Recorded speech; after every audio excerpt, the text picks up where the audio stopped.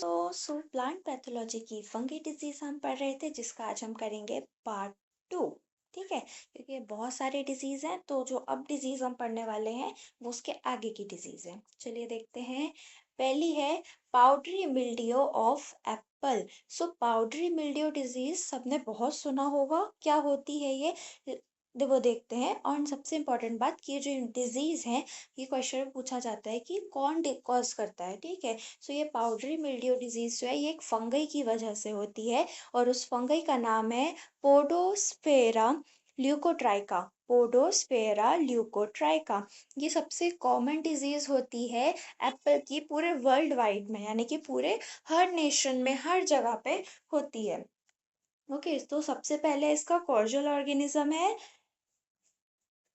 पोडोस्फेरा ल्यूकोट्राइका। पोडोस्फोरा ल्यूकोट्राइका, जो कि कुछ इस तरीके का दिखता है, सर्कल टाइप का। सिम्टम्स क्या होते हैं इसके? White powdery growth on young leaves, shoots and flower cluster. देखो, जो पाउडरी मिल्ड्यू इसका नाम इसलिए पड़ा है क्योंकि जो लीव्स होती हैं, स्टेम्स होती है, उनके ऊपर इसके पाउडर जैसा फॉर्म आ जाता है। लीव्स के ऊपर पाउडर जैसा फॉर्म आ जाएगा, जैसे कि इमेज में है। फ्रूट्स के ऊपर भी पाउडर जैसा वाइट वाइट सा लग जाएगा। तो ये सब क्या होते हैं इसके सिम्टम्स है। अगर किसी भी लीव्स में, स्टेम्स में या फ्रूट्स पे पाउडर जैसी कवरिंग है, या पाउडर जैसा वो है उस पे, ठीक है, आउटर कवरिंग हो रही है, मतलब ऐसा लग रहा है कि उसमें कुछ लगा है वाइट सा अलग सा, तो वो क्या है, इसके सिम्टम्स है पाउडरी मिल्ड्यू के। फेवरेबल कंडीशंस क्या होंगी ये डिजीज होने की? कि एक मॉडरेट टेम्परेचर लगता है। ठीक है, ये डिजीज को होने में मॉडरेट टेम्परेचर लगता है। 15 से 25 डिग्री सेल्सियस अगर है तो भी ये डिजीज हो सकती है। एक हाई रिलेटिव ह्यूमिडिटी जो होता है, जब ह्यूमिडिटी ज़्यादा होती है 60 to 90 वाली, मतलब कि जब हल्की बरसात वाला जो मौसम होता है, तब पाउडरी मिल्ड्यू डिजीज देखने को मिलती है। ओके, डेंस कैनोपी वही है कि पूरा जब घनी पेड़ में वो रहेंगे, पत्तियां जब घनी रहेंगी तब। और excess nitrogen, most of the fungal disease जब एक्सेस नाइट्रोजन की वजह से होती है, तो यही फेवरेबल कंडीशंस होती हैं। डिजीज साइकिल की बात की जाए तो जो mycelium over winter in dormant buds and cleistothecia on bark and in fallen leaves. ठीक है, तो विंटर के टाइम पे जो ये इसमें जो इसके जो पैथोजन है, ये फंगी है, ये इसमें लग जाता है। फिर स्प्रिंग के टाइम पे ये क्या करता है, कोनिडिया प्रोड्यूस करता है, ठीक है, माइसेलियम में, और विंड के थ्रू स्प्रेड होके दूसरे उसमें टिश्यू में जाता है, और यही प्रोसेस पूरे सीजन भर रिपीट होती है। फिर है इसके मैनेजमेंट, तो इसको हम कैसे मैनेज कर सकते हैं? कल्चरल प्रैक्टिस से कर सकते हैं। कल्चरल प्रैक्टिस जैसे कि कुछ प्लांट रेजिस्टेंट वेराइटीज लगा सकते हैं, कुछ वेराइटीज ऐसी आती है जिससे हम ये बीमारी को रोक सकते हैं। प्रॉपर स्पेसिंग मेंटेन कर सकते हैं, या फिर हम एक कैनोपी, मतलब अच्छे से मेंटेन, प्रूनिंग वगैरह कर सकते हैं ट्री में, ताकि एक एयर सर्कुलेशन अच्छे से बना रहे। एक्सेस नाइट्रोजन हम ना डाल के उसको बैलेंस रख सकते हैं। ठीक है, ये जो इन्फेक्टेड शूट्स हैं उनको रिमूव कर सकते हैं, क्लीनलीनेस सैनिटेशन मेंटेन कर सकते हैं। इसकी रेजिस्टेंट वैरायटी कौन कौन सी होती है? Prima, Florina, Enterprise, Liberty, Crimson Crisp, Topaz. अगर हमें कोई ये डिजीज से बचाना है तो हम ये वाले सीड्स को, ये वाली वेराइटीज को लगा सकते हैं, क्योंकि ये रेजिस्टेंट वेराइटीज है, इनमें डिजीज नहीं होगी। Biological control, so use bio control agent such as Ampelomyces quisqualis, ठीक है, बैसिलियस सबटिलिस, ट्राइकोडर्मा स्पीशीज। ये बायोलॉजिकल कंट्रोल एजेंट्स हैं, यानी कि ये कुछ माइक्रो ऑर्गेनिज्म टाइप के या बैक्टीरिया फंगी हैं, या इसको हम अगर यूज कर सकते हैं सॉइल में, जिससे क्या करते हैं, ये फंगी को ऐसे हम रोक सकते हैं। या फिर नीम ऑयल जो होता है, जो नीम ऑयल है, नीम ऑयल को भी हम अगर लगाएं तो उससे भी इसको हम क्या कर सकते हैं, रोक सकते हैं। अब है केमिकल कंट्रोल, तो केमिकल कंट्रोल ही सबसे ज्यादा इंपॉर्टेंट होता है। हम कोई इनमें से जो भी फंगीसाइड को स्प्रे कर सकते हैं 10 से 14 डेज के इंटरवल में, कि हम एक बार अभी स्प्रे करेंगे, फिर उसके बाद 10 से 14 डेज के इंटरवल में फिर से स्प्रे कर सकते हैं। पहला है वेटेबल सल्फर, हम कर सकते हैं 0.25% में, पोटेशियम बाइकार्बोनेट 1% में, डाइनोकैप 0.1% में, हेक्साकोनाजोल 5% में, माइकोब्यूटेनॉल 10%।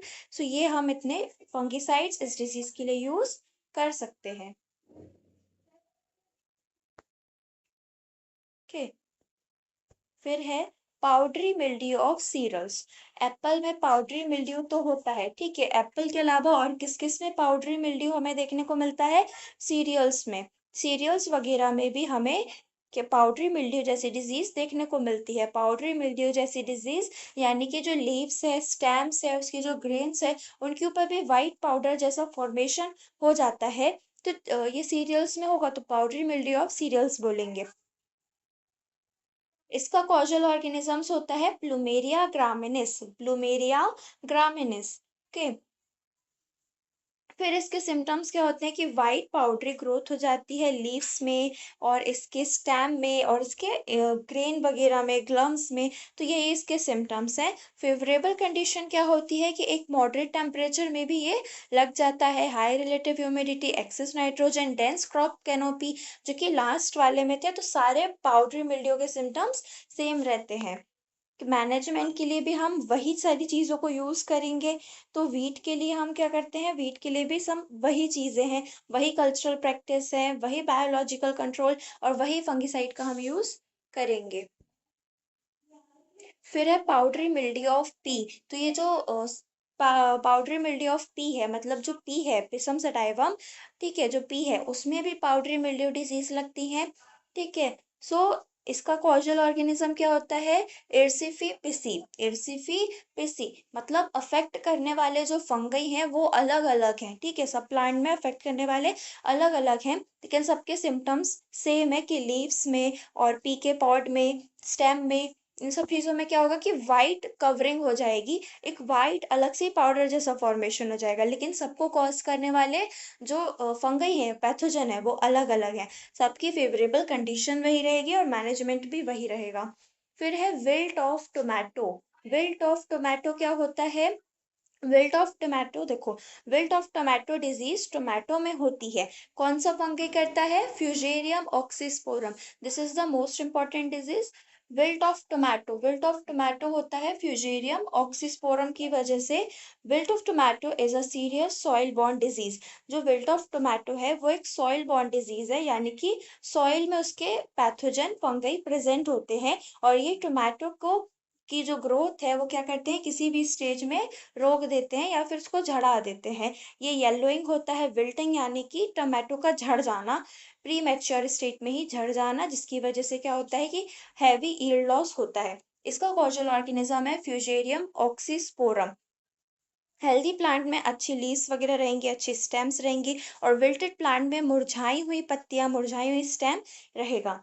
स्टेम सिम्टम्स क्या होंगे कि अर्ली स्टेज में जो लोअर लीव्स रहेंगी वो येलो दिखेंगी और स्लाइटली विल्ट हो जाएंगी। मतलब जो अर्ली स्टेज होती है ये डिजीज की, उसमें जो लीव्स होती हैं वो येलो दिखेंगी और लीव्स मुरझाई हुई रहेंगी, प्रोग्रेसिव विल्टिंग। जब थोड़ी सी ये डिजीज और बढ़ जाएगी तो वो जो लीव्स हैं वो थोड़ी सी और ज़्यादा मुरझा जाएंगी और थोड़ी सी और ज़्यादा येलो हो जाएंगी। और जो इंटरनल डाइसेक्शन होता है, मतलब जो स्टेम के अंदर वाला पार्ट होता है वो कैसा हो जाता है, उसमें जो स्टेम के अंदर वाला जो वाइट पोर्शन रहता है उसमें ब्राउन कलर के डिस्कलरेशन हो जाते हैं। यानी कि जो प्लांट है, प्लांट के अंदर जो वस्कुलर टिश्यू होते हैं, स्टेम के अंदर जो वस्कुलर टिश्यू होते हैं, जाइलम एंड फ्लोएम, उनमें ब्राउन कलर आ जाता है। प्लांट स्टंटिंग मतलब प्लांट की ग्रोथ रुक जाती है। और जब बहुत ज्यादा ही हो जाता है तो पूरा प्लांट क्या होता है, विल्ट हो जाता है। विल्ट होने का मतलब मुरझा जाना, टूट जाना। फिर इसकी डिजीज साइकिल की क्लेमेरोस्पोरा इन सॉइल और प्लांट डेब्रिस। तो विल्ट ऑफ टोमेटो किस टाइप की डिजीज है? सॉइल बॉर्न डिजीज है, यानी कि इसके पैथोजन जो है वो कहाँ पे होते हैं? सॉइल में होते हैं। तो जो क्लेमेडोस्पोर्स हैं, मतलब कौन सा है ये? Fusarium oxysporum. फ्यूजेरियम ऑक्सीस्पोरम के जो स्पोर्स होते हैं उसको क्लेमेडोस्पोर्स कहते हैं। ये प्लांट एब्रिस और सॉइल में रहते हैं। फिर ये जर्मिनेट करते हैं, थोड़े ग्रो करते हैं, माइशेलियम प्रोडक्शन होता है।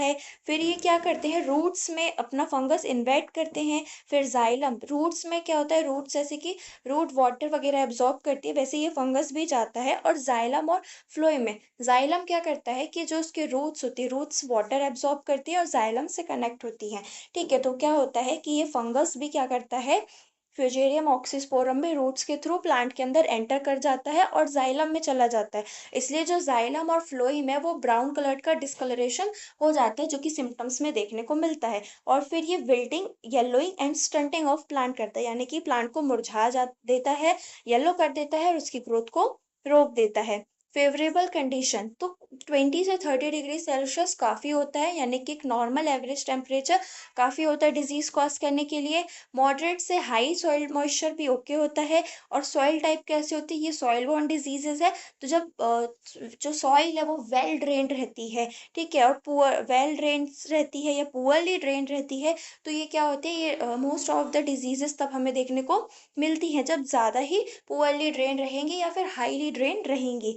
Crop rotation with sustainable crop increase decreases injured roots and high soil pH। so ये सारे फेवरेबल कंडीशंस इसके रहते हैं। इसको मैनेज कैसे कर सकते हैं, कुछ रेजिस्टेंट वेराइटी यूज करके। तो टोमेटो की कौन सी रेजिस्टेंट वेराइटी हम यूज कर सकते हैं विल्टिंग से बचाने के लिए, क्योंकि विल्टिंग एक बहुत ही कॉमन डिजीज है जो कि देखी जाती है। इसके लिए हम अर्का अर्का अभा, अर्का विकास और प्यूसा रूबी, अर्का अभा, अर्का विकास और प्यूसा रूबी, ये 3 वेराइटीज हैं जो कि क्या होती है, इनमें ये विल्ट ऑफ टोमेटो डिजीज नहीं होती है। फंगस क्या करता है, डिजीज कॉज नहीं कर पाता, इसके अंदर पहले से ही रेजिस्टेंस होती है। तो हम ये वेराइटीज ग्रो कर सकते हैं, हेल्दी सीडलिंग रख सकते हैं, क्रॉप रोटेशन करेंगे।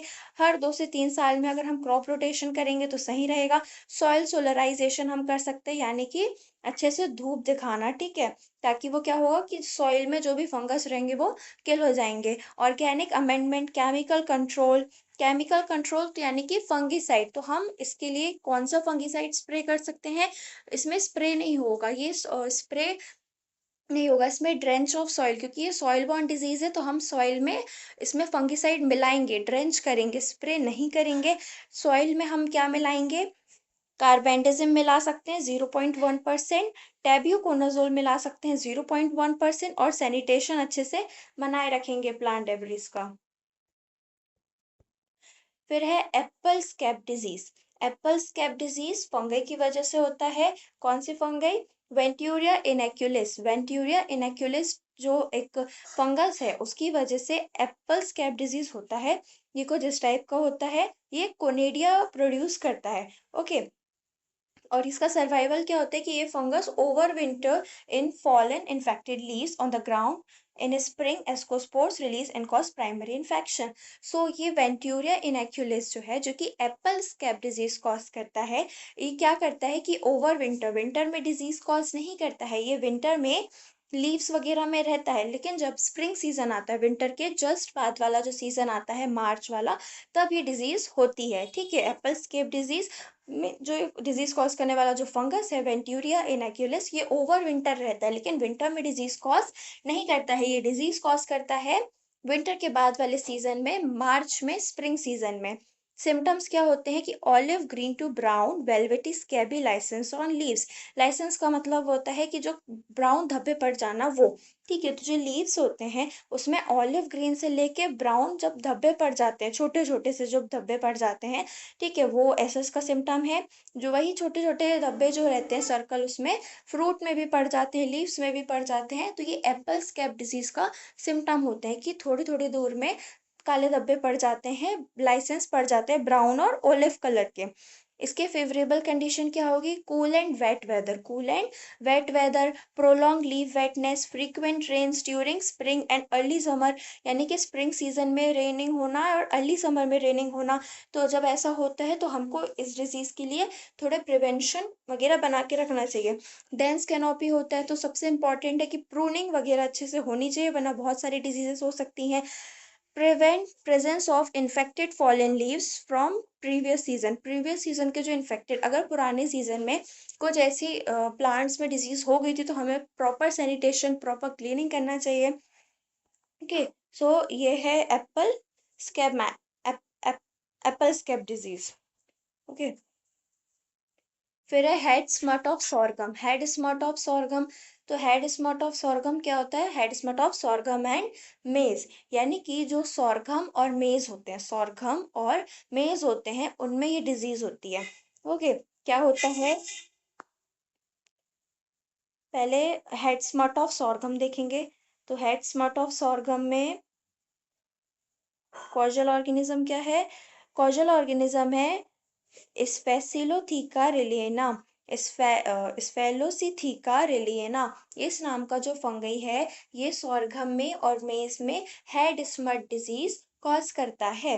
ठीक है, स्पेलोथीका रिलिएना और स्पेसिलोथीका सॉर्गी के। तो इसके सिम्टम्स क्या होते हैं? जो फंगस होता है वो ग्रेन्स, जो डेवलपिंग ग्रेन्स होती हैं सॉर्गम को है, जैसे कि सॉर्गम है, एक हेल्दी सॉर्गम कैसी होती है, ये इमेज में दिख रही है। और इन्फेक्टेड सॉर्गम कैसी होती है? हेड स्मट, मतलब एक अलग ही हेड जैसी कवरिंग, बॉल जैसी कवरिंग उसके ऊपर बन जाती है। हेल्दी सॉर्गम में क्या होता है कि छोटे छोटे जैसे नॉर्मल उसके ग्रेन्स होते हैं उस टाइप का वो रहता है। लेकिन जो इन्फेक्टेड सॉर्गम हेड बन जाता है, हेड स्मट मतलब एक ऐसा लगता है कि उसके ऊपर एक हैट की कवरिंग बन गई है। ठीक है, ताकि वो मतलब जैसे इमेज में दिख रहा है इस टाइप का हो जाता है। तो यही ग्रेन जहाँ पे होनी चाहिए थी वो ग्रेन की जगह में ऐसे हेड जैसा वो बन जाता है, इसी को हेड स्मट ऑफ सॉर्गम कहते हैं। ठीक है, अब इसकी डिजीज साइकिल है जो कि इंपॉर्टेंट नहीं है। Favourable condition, cool and humid weather during flowering.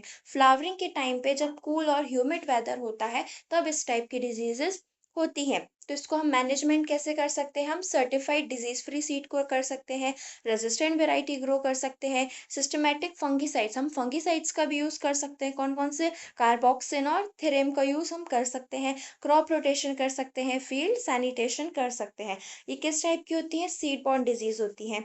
यानी कि अगर सीड में ये डिजीज होती है तो ये क्या होगी? ये आएगी ही आएगी। सीड में अगर कुछ होता है तो ये डिजीज होगी, क्योंकि क्या होता है कि सीड रहती है, हमने सीड इन्फेक्टेड है, हम सीड को ग्रो कर दी, मतलब सोइंग कर दी है, फिर उसके बाद जब वो ग्रो होगी, जब वो ग्रेन वाला पार्ट ओपन होगा तब हमें पता चलेगा कि वहां पे ग्रेन है ही नहीं, उसकी जगह क्या हो गया है? हेड स्मट जैसा हो गया है।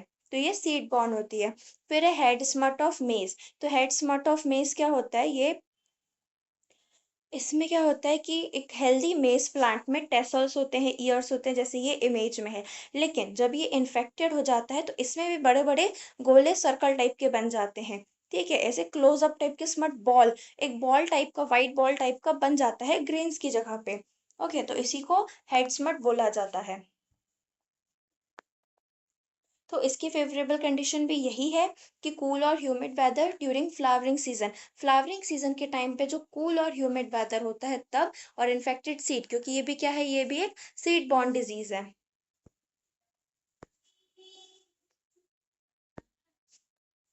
फिर है लूज स्मट ऑफ वीट। अभी था हेड स्मट, क्या था? Head smut of wheat. तो हेड स्मट ऑफ वीट में हेड जैसा बड़ा बॉल जैसा बन जाता है। लेकिन लूज स्मट ऑफ वीट में क्या होता है? लूज स्मट ऑफ वीट में कि जो ग्रेन्स होते हैं वो ग्रेन्स की जगह पे ब्लैक ब्लैक टाइप का आ जाता है, बॉल जैसा नहीं आता। हेड स्मट में क्या हो रहा था कि पूरी ग्रेन वाली जगह में ही बॉल जैसा आ जा रहा था। लेकिन लूज स्मट में ग्रेन की जगह पे क्या आता है? ब्लैक जैसा आता है, वो भी ग्रेन के शेप का। ठीक है, सो कौन सा फंगस डिजीज कॉज करता है? Ustilago tritici. Ustilago tritici disease, Ustilago tritici fungus जो है वो loose smut of wheat disease cause करता है। इसके सिम्टम्स क्या होते हैं? कि जो infected plants appear normal until ear emerge. मतलब क्या होता है कि जब तक ग्रेन वाला पार्ट जो है वो ओपन नहीं होता है, जब तक ईयर नहीं आते, मतलब जो उसका है, मतलब बोला जाए तो जहाँ पे ग्रेन वाला जो पार्ट होता है जिसको ईयर कहते हैं, जब तक वो पार्ट नहीं आएगा तो वो इन्फेक्टेड प्लांट भी कैसा दिखेगा? नॉर्मल दिखेगा। तो ये डिजीज का पता हमें कब चलेगा? जब ईयर आ जाएगा, जब क्या होगा? जब ग्रेन्स उसके आ जाएंगे तब हमको पता चलेगा कि जो ग्रेन्स हैं, ग्रेन्स की जगह किस में आ गए हैं? लूज स्मट आ गए, ग्रेन्स की जगह लूज स्मट आ गए।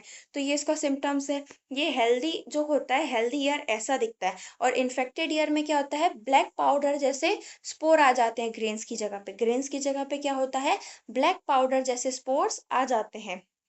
ठीक है, इसका कॉजल ऑर्गेनिज्म ऐसा दिखता है, उस्टिलागो ट्रिटिकी। फिर इसकी डिजीज साइकिल है, spores from infected ears are carried by wind to healthy flowering wheat. जो डिजीज वाला है, ठीक है, जो डिजीज वाला प्लांट है उसके स्पोर्स क्या होते हैं, उसके स्पोर्स मतलब जिसकी यही जो स्पोर्स हैं टेलियोस्पोर्स है, मतलब जो ब्लैक पाउडरी स्पोर्स हैं, जो ग्रेन्स की जगह पे जो ब्लैक पाउडर जैसे स्पोर्स आ गए हैं, वही क्या करते हैं, वही विंड के साथ उड़ के हेल्दी उसमें चले जाते हैं, उसकी ओवरी में चले जाते हैं, ओवरी में चले जाते हैं, सब सीड बनता है, ओवरी में तो चले गए, फिर जब सीड बना वो सीड तो नॉर्मल दिखेगा, फिर हमने उस सीड को सोइंग कर दिया, लेकिन जब फिर वो ग्रो किया और जब उसका ईयर ओपन हुआ, तब हमें पता चला कि ये वाला सीड क्या था, ये वाला सीड भी डिजीज हो गया था, ठीक है। तो ऐसे ये होता है। फिर है, ये भी क्या है, सीड बॉर्न डिजीजेज हैं, ठीक है, जो हेड स्मट, लूज स्मट, ये सब क्या है, सीड बॉर्न डिजीज है। जब इनका ग्रेन आता है तब हमको पता चलता है कि इनमें डिजीज थी। फेवरेबल कंडीशन कैसे होते हैं, cool and humid weather during flowering, same way कि जो कूल एंड ह्यूमिड वेदर होता है फ्लावरिंग के टाइम पे, तो और सोइंग ऑफ इन्फेक्टेड सीड, मतलब वही एक मेन कंडीशन है कि अगर हम इन्फेक्टेड सीड को सो करेंगे तो वही ऐसे डिजीज प्लांट ही आएगा। तो हम इसको मैनेज कैसे कर सकते हैं कि हम सर्टिफाइड डिजीज फ्री सीड को यूज करें, रेजिस्टेंट वीड वेराइटी को यूज करें, जिससे कंफर्म रहेगा कि ये डिजीज नहीं होगी। और अगर सीड को हम क्या करते हैं, सीड को सोइंग करने से पहले अगर कार्बोक्सिन और टेब्यूकोनाजोल से ट्रीट कर दे तो भी हम ये डिजीज को प्रिवेंट कर सकते हैं। फिर है, हेड स्मट हो गया, लूज स्मट हो गया, फिर है कवर्ड स्मट ऑफ बार्ले। तो लूज स्मट होता है वीट में, ठीक है, और हेड स्मट होता है बार्ले और मेज में। और कवर्ड स्मट वो हेड स्मट होता है मेज और सोरगम में। फिर कवर्ड स्मट होता है बार्ले में। कवर्ड स्मट कैसा होता है, कवर्ड स्मट होता है किसकी वजह से, उस्टिलागो होडे की वजह से, उस्टिलागो होडे की वजह से। अब जैसे कि ये है लूज स्मथ, लूज स्मथ किस में होता है, वीट में होता है, तो इसका नाम है उस्टिलागो ट्रिटिकी। ट्रिटिकी किसके लिए होता है, वीट के लिए। ऐसे ही यहाँ पे है covered smut of barley, covered smut of barley, barley में हो रहा है, तो बार्ले का देखो साइंटिफिक नेम इससे थोड़ा जुड़ा हुआ है, होडी आ रहा है आगे में, आखिरी में क्या आ रहा है, होडी, मतलब जीनस सेम है, ठीक है, ये वाले जो फंगई है इनका जीनस सेम है, लेकिन जो इनकी स्पीशीज है वो अलग अलग है। वो वीट में कॉज कर रहा है इसलिए ट्रिटिकी, ये बार्ले में कर रहा है इसलिए होडी, ठीक है। तो इसमें क्या होता है, उस्टिलागो होडी कैसा करता है, इसके सिम्टम्स ऐसे होते हैं कि जो हेल्दी ईयर रहता है वो ऐसा नॉर्मल दिखता है, और इन्फेक्टेड ईयर जो रहता है उसमें भी स्मट होते हैं, मतलब उसमें भी ब्लैक स्पोर्स आ जाते हैं, ब्लैक स्पोर्स आ जाते हैं, लेकिन वो क्या होते हैं, कवर्ड रहते हैं। क्या कहते हैं, वीट में देखो, वीट में ओपन रहते हैं इसलिए लूज स्मट, वीट में ओपन रहते हैं इसलिए लूज स्मट, लेकिन बार्ले में जो आते हैं वो कैसे रहते हैं, कवर्ड रहते हैं। कैसे हैं, कवर्ड रहते हैं, इसलिए इसको बोला जाता है कवर्ड स्मट ऑफ बार्ले, ठीक है। इन्फेक्टेड स्पाइकलेट्स कैसे हैं, क्लोज अप है, मतलब अलग अलग स्पाइक से क्या है, वो कवर्ड है, उसके अंदर कवर्ड है। ये स्मट बॉल है, सिंगल फ्लोरेट, इसकी डिजीज साइकिल कि विंड के थ्रू वो उड़ के हेल्दी प्लांट में चला जाता है, उसकी ओवरी में जाता है, उसकी ओवरी में जाता है, फिर जब सीड बन जाता है, वो सीड को फिर जब हम सोइंग करते हैं और फिर जब उसका ईयर आता है, हेड आता है, तो हमको पता चलता है कि वो डिजीज है, ठीक है। तो बार्ले में कैसे होते हैं, बार्ले में कवर्ड होते हैं इसलिए कवर्ड स्मट, और वीट में कवर्ड नहीं होते हैं इसलिए लूज स्मट। फेवरेबल कंडीशन तो वही सेम फेवरेबल कंडीशन होगी कि cool and humid weather flowering के टाइम पे होता है और इन्फेक्टेड सीड का यूज करने से होता है। अब हम इसको मैनेजमेंट कैसे कर सकते हैं, सर्टिफाइड सीड हम यूज कर सकते हैं, रेजिस्टेंट बार्ले वेराइटी ग्रो कर सकते हैं, और कार्बोक्सिन और टेब्यूकोनाजोल को हम पहले इनकी मतलब इसको सीड से हम ट्रीट कर सकते हैं, जिससे क्या होगा कि वो अगर होगा भी डिजीज वाला तो वो किल हो जाएगा, ठीक है, फिर पता चल जाएगा हमें। Clean and calibrate seed before sowing, sowing करने के पहले हम क्लीन कर लें, कैलिब्रेट कर लें, ठीक है, और ये सारी चीजें हम कर सकते हैं।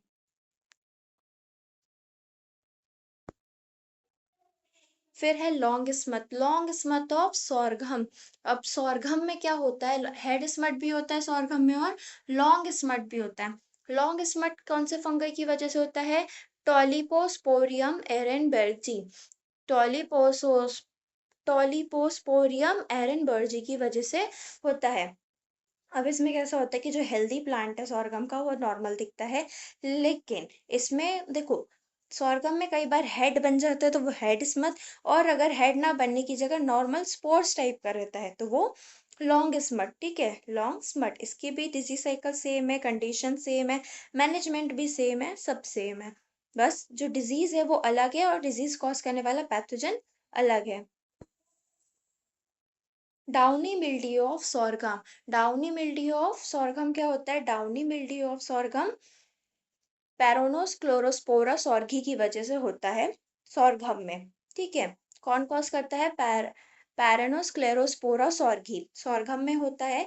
इसके सिम्टम्स क्या होते हैं कि जो लीव्स हैं स्मॉल येलो लाइसेंस उसमें पड़ जाते हैं। ठीक है, येलो लाइसेंस, लाइसेंस मतलब धब्बे पड़ जाना। तो इसकी जो लीव्स होती हैं, इसकी लीव्स में येलो कलर की लाइनिंग वगैरह, येलो ऐसे रो में, मतलब एक लाइनिंग में येलो पड़ जाते हैं, किसमें? सॉरघम में।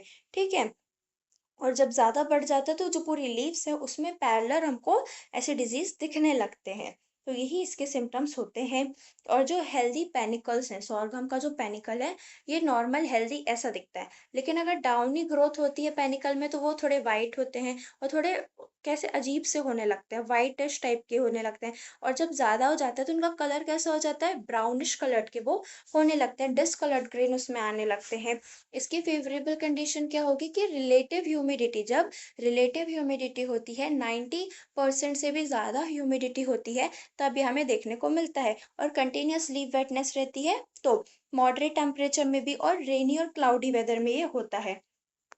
ठीक है, फिर मैनेजमेंट, तो मैनेजमेंट के लिए हम रेजिस्टेंट और टॉलरेंट वेराइटी को यूज़ करें, हेल्दी और डिजीज फ्री सीड को यूज़ करें। सीड को क्या करते हैं? सीड को अगर हम मेटलिक सेल से 2.5% अगर हम करते हैं तो ठीक हो सकता है, हम बचा सकते हैं। Adopt wider spacing in balance fertiliser, balance fertilisation कर सकते हैं हम, वाइडर स्पेसिंग कर सकते हैं। नाइट्रोजन बैलेंस अमाउंट में डालना है, एक्सेसिव नहीं करना है। प्रॉपर ड्रेनेज और फील्ड सैनिटेशन होना चाहिए। इन्फेक्टेड क्रॉप रेसिड्यू को रिमूव एंड डिस्ट्रॉय कर देना चाहिए। की आइडेंटिफिकेशन क्या है कि presence of yellow lesions on upper surface of leaves with whitish to grey downy growth on lower surface and sheath and partial or complete downy covered panicle with shriveled discolored grain are characteristic symptoms of downy mildew of sorghum। यानी कि जो sorghum है, sorghum की जो अपर leaves होती हैं उनमें yellow licence पड़ जाते हैं, यानी कि येलो धब्बे पड़ जाते हैं, और whitish to grey downy growth उसमें होती है। ये है डाउनी मिल्ड्यू ऑफ सोरगम। फिर है downy mildew of pearl millet. ठीक है, तो इसमें भी जैसे सोरगम में हो रहा था ऐसे पर्ल माइलेट में भी सेम वही सिम्टम्स होते हैं। ये लेकिन कौन सा फंगी कॉज करता है? स्क्लीरोस्पोरा ग्रामिनिकोला। स्क्लीरोस्पोरा ग्रामिनिकोला कॉज करता है। तो इसके सिम्टम्स भी क्या है? इनिशियल सिम्टम्स इसके जो है कि जो लीव्स होती हैं उसमें येलो कलर का येलो लाइनिंग हमें दिखती है, और लोअर सरफेस में वाइटिश टू ग्रे दिखता है।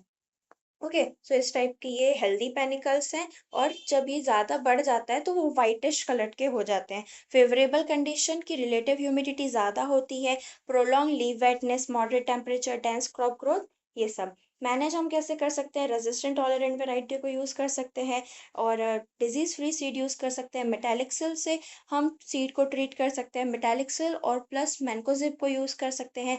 वाइडर स्पेसिंग कर सकते हैं। एक्सेसिव नाइट्रोजन को अवॉइड करना चाहिए। ठीक है, सो या फिर मेटेलिक साइल को और मैनकोजेब को मिला के हम स्प्रे भी कर सकते हैं। कितना? 2.5 ग्राम पर लीटर ऑफ वाटर, कितने? 10 से 12 डेज के इंटरवल में। ठीक, तो ये सब इसमें होता है। फिर है blight of sesamum. Blight of sesamum किसकी वजह से होता है? अल्टरनेरिया सेसमाई फंगई की वजह से होता है। किसमें? सेसम में होता है। ठीक है, तो इसके सिम्टम्स क्या होते हैं? देखो, जो नॉर्मल लीव्स होती है वो एक नॉर्मल ग्रीन कलर की होती है, लेकिन जिसमें ये डिजीज होती है, कौन सी डिजीज? ब्लाइट, जिसमें ब्लाइट होता है, ब्लाइट ऑफ सेसमम, तो उसमें क्या होता है कि जब इनिशियल स्टेज होती है तो रिंग लाइक स्ट्रक्चर होती है, कि जो रिंग होती है वो ब्राउन कलर की होती है, और वो रिंग के अंदर का जो एरिया होता है वो लाइटिश ब्राउन या क्रीम कलर का होता है। ठीक है, जैसे कि ये फर्स्ट इमेज में जब वो स्टार्ट हो रही है तो ब्राउन रिंग है और अंदर क्रीम कलर का है। फिर धीरे धीरे जब ये थोड़ा बढ़ता है तो ये कैसा हो जाता है? ये इनलार्ज हो जाता है, थोड़ा बढ़ने लगता है, एक रिंग लाइक स्ट्रक्चर बनता है ब्राउन कलर का, डार्क ब्राउन, और फिर उसके अंदर थोड़ा सा क्रीमिश कलर का रहता है। जब ज्यादा बढ़ जाता है तो ये ऐसे पूरा डैमेज हो जाता है। ये लीव्स के सिम्टम्स। फिर स्टेम, स्टेम में क्या होता है कि स्टेम में डार्क लाइसेंस पड़ जाते हैं, और उसके जो कैप्सूल हैं वो भी डार्क ब्राउन कलर के हो जाते हैं।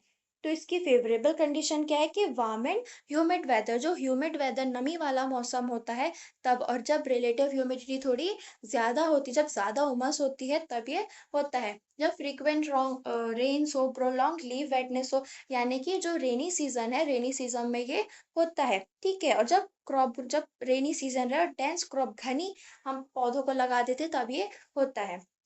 इसकी disease cycle, fungus survive in infected seed, plant debris and soil, कि जो सॉइल है, सीड है, उनमें फंगस रहता है, और फिर जब वो फंगस क्या करता है, कोनिडिया प्रोड्यूस करता है इन्फेक्टेड टिश्यू में, तो फिर वो विंड के थ्रू हेल्दी उसमें जाता है और फिर ऐसे डिजीज कॉज करता है। तो हम इसको कैसे मैनेज कर सकते हैं, हेल्दी डिजीज फ्री सीड को यूज कर सकते हैं। सीड को थायरम और कार्बेंडिज्म से ट्रीट कर सकते हैं। कितना, 2.3 ग्राम पर केजी सीड, अगर 1 किलो सीड है तो 2 से 3 ग्राम ये हम मिला सकते हैं, ठीक है, थायरम और या फिर कार्बेंडिज्म। फील्ड सैनिटेशन बनाए रखें, क्रॉप रेसिड्यू डिस्ट्रॉय करने, जो डिजीज वाले हैं, प्रॉपर स्पेसिंग बनाए। एक्सेस नाइट्रोजन को हमेशा अवॉइड करना है, नाइट्रोजन को हमेशा बैलेंस करके चलना है। मैनकोजेब स्प्रे कर सकते हैं 0.25% में। क्लोरोथेनॉइल क्लोरोथेलोनिल स्प्रे कर सकते हैं 0.2% में। कार्बेंडिज्म 0.1 उसमें कर सकते हैं। कितने, 10 से 15 डेज के इंटरवल में, यानी कि अगर हमने आज किया तो 10 से 15 दिन बाद अब हम इसको करेंगे। सो यही है हमारा था, लास्ट है फ्लाइट ऑफ सिसमम। अब इसके आगे का हम देखते हैं, या फिर इतनी तो बहुत है डिजीज, या फिर इसका पार्ट 3 भी आएगा। Thank you guys.